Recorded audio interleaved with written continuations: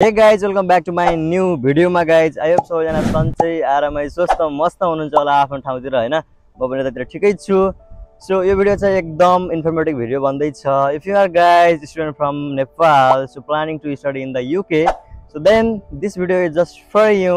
So यो भिडियोमा चाहिँ guys मैले fully financial breakdown को बारेमा हजुरहरुलाई क्लियर पार्ने छु, from tuition fee, visa cost, medical, tax, loan documents to total expenses guys.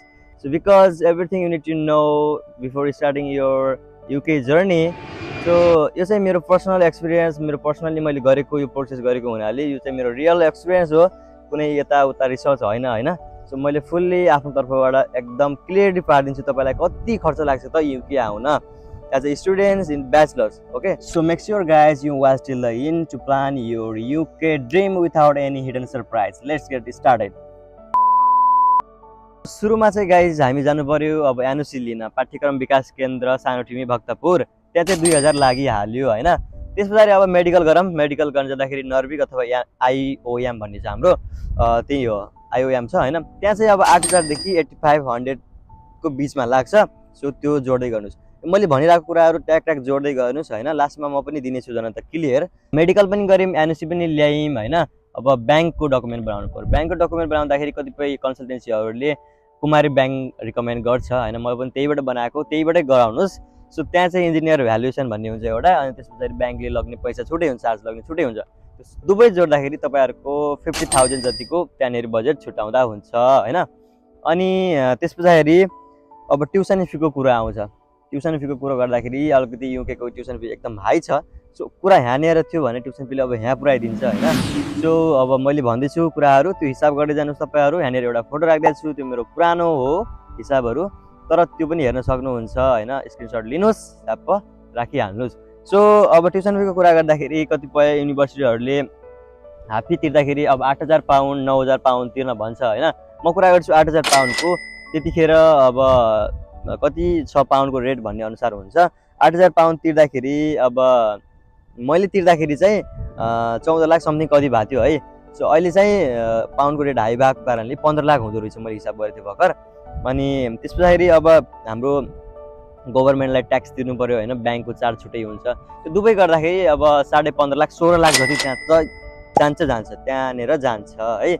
So ल त्यहाँनेर 15.5 लाखदेखि 16 लाखको बीचमा भयो, त्यो हिसाब गर्नुस्। सो कतिपय स्टुडेन्टहरुले चाहिँ फुल पेमेन्ट गरेर आउँछु ट्युसन फी भन्ने सोच्नुहुन्छ भने कतिपयको 10,500 हुन्छ, कतिपयको 11,500 हुन्छ, कतिपयको 12,000 हुन्छ, कसैको 13, कसैको 15 हुन्छ। सो म कुरा गर्छु 11,800 को कुरा गर्छु हैन। सो 11,800 को कुरा गर्दाखेरि अप टु 20 लाख चाहिँ भेट्छ जस्तो लाग्छ मलाई। अहिलेको हाम्रो पे अलिकको पाउन्डको रेट हेर्दाखेरि 20 लाख भेट्छ। त्यसमा पनि ट्याक्स जोड्दाखेरि 21 लाख जति लाग्न जान्छ त्यहाँनेरि है। अनि त्यसपछि चाहिँ गाइज हामीले अब बैंक लोन पनि बनायौँ हैन, ट्युसन फी पनि तिर्यौँ। अब चाहिँ कुरा आयो आईएचएस को हैन। कतिपय स्टुडेन्टहरुले मलाई आईएचएस को बारेमा पनि सोध्नु भएको थियो। सो आईएचएस चाहिँ 26-2700 पाउन्डको बीचमा हुन जान्छ। त्यो चाहिँ अहिलेको सिनारियोमा पाउन्डको रेट हेर्दाखेरि पर्न जान्छ 5 लाख ओभर नै हुन्छ होला है। सो त्यसमा पनि ट्याक्स जोडेर यताउता हैन। सो अब चाहिँ कुरा गरौँ भिजा लजको। भिजा लज गर्दाखेरि अब तपाईको लाग्छ 80 देखि 90 हजार को जति लाग्छ है भिजा लज गर्दाखेरि। अनि त्यसपछि छ अब भिजा लज पनि गरियो हैन, आईएचएस पनि तिरियो। त्यसपछि अब बायोमेट्रिक गर्नु पर्यो नि त हैन। बायोमेट्रिकको लागि डेट बुक गर्नु पर्यो, अपॉइन्टमेन्ट लिनु पर्यो। सो यो चाहिँ स्ट्यान्डर्ड भिजाको लागि स्ट्यान्डर्ड बायोमेट्रिक हो। सो प्रिमियम पनि हुन्छ, अलिकति महँगो नै हुन्छ। सो महँगो चाहिँ अफोर्ड कसैले गर्न सक्दैन हैन। सो म चाहिँ स्ट्यान्डर्डको कुरा गर्दाखेरि 7 देखि 8 हजार लाग्न जान्छ हैन। सुरुमा एनओसी ल्यायौँ, मेडिकल ल्यायौँ, अनि ट्युसन फी पे गर्यौँ। त्यसपछि अब आईएचएस तिर्यौँ, भिजा लज गर्यौँ, बायोमेट्रिक गर्यौँ, भिजा पनि आयो। ट्याक्क 4-5 दिनमा भिजा तपाईको आयो है। भिजा आइसकेपछि अब शपिङ गर्नु पर्यो हैन। शपिङ चाहिँ गर्नु पर्यो। शपिङ गर्दाखेरि प्राय जसोले 80-90 हजार 1 लाख को गरेर हुन्छ। सो मैले 1 लाख राखेको थिएँ शपिङमा। त्यसपछि छ अब फ्लाइट बुक गर्नु पर्यो, जानु त पर्यो हैन। फ्लाइट बुक गर्नु पर्यो। अब त्यतिखेर कति छ अब फ्लाइटको रेट कस्तो छ भनेर हुन्छ हैन। सो म आउँदाखेरि चाहिँ 1 लाखदेखि 1,50,000 हजारको बीचमा थियो। म पनि त्यस्तैको बीचमा पाएको थिएँ। सो 1 लाखदेखि 1,50,000 हजारको बीचमा फ्लाइट राखौँ हैन। अनि त्यो कुरा गर्दाखेरि अब हामीले फ्लाइट पनि बुक गर्यौँ, शपिङ पनि गर्यौँ। अब त्यहाँ लग्दाखेरि पैसा त चाहियो हैन, मनी एक्सचेन्ज गर्नु पर्यो, पाउन्ड त चाहियो।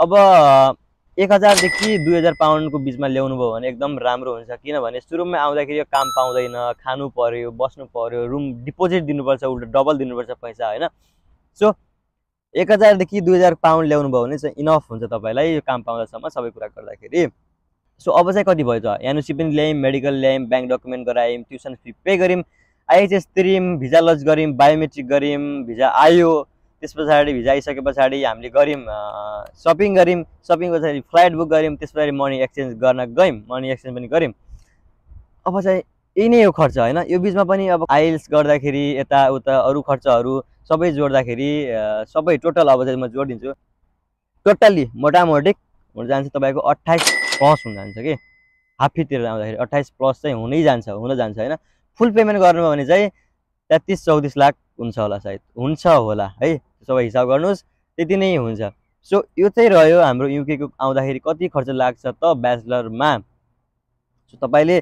यो बीचको यो मिडियम खालको युनिभर्सिटी चुज गर्नुभयो भने तर यो भन्दा पनि हाई युनिभर्सिटी चुज गर्नुभयो भने उनीहरुको ट्युसन फी एकदम हाई हुन जान्छ अनि हाफ फी तिर्दाखेरि पनि कसैको 9000 हुन जान्छ कसैको 10000 तिर्नुपर्ने हुन सक्छ हैन पढ्नु छ आफै फी पेमेन्ट गर्नु छ हैन त्यसो छ भने चाहिँ अलिकति मिडियम खालको युनिभर्सिटी चुज गर्दा राम्रो हुन्छ गाइज सो यो चाहिँ भयो हामी नेपाली स्टुडेन्टहरुले युके मा ब्याचलर्स गर्न आउँदाखेरि कति खर्च गर्नुपर्छ त इन ब्याचलर्स मा है त from your tuition fee to every single cost you should expect while coming to the UK as a student from Nepal हैन सो मैले भकेको मैले गरेको मेरो टोटल पर्सनल एक्सपिरियन्स मैले गरेको सबै कुराहरु शेयर गरेको छु ताकि यो भिडियोले तपाईहरुको यात्रा सजिलो सहज र कन्फिडेन्ट रहोस् guys if you found this video very helpful please don't forget to like share with your friends and subscribe for more real info and tips about studying in the UK okay guys अब next भिडियोमा भेट्नुपर्छ हैन